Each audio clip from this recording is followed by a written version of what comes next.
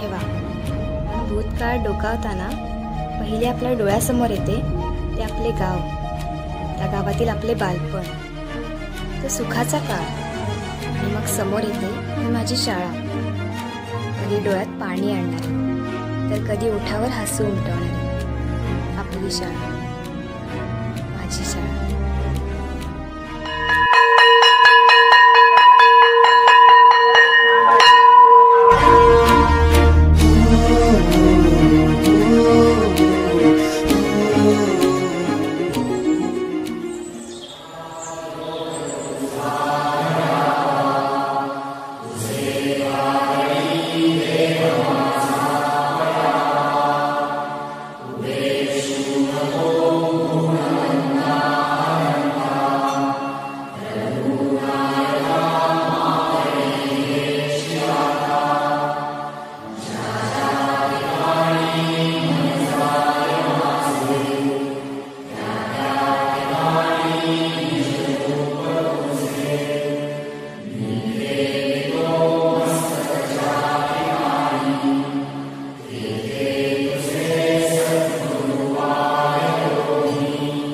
समोर येतो तो आठवणींचा खजिना आणि नकळत ओठांवरती येते ती मनाला भावलेली माझ्या शाळेची प्रार्थना.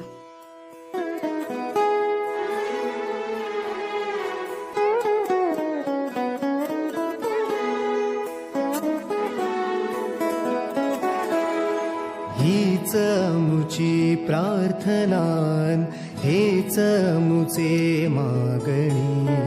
हीच मुची प्रार्थनान, हेच मुचे मागणी. माणसाने माणसाशी माणसा सम वागणे.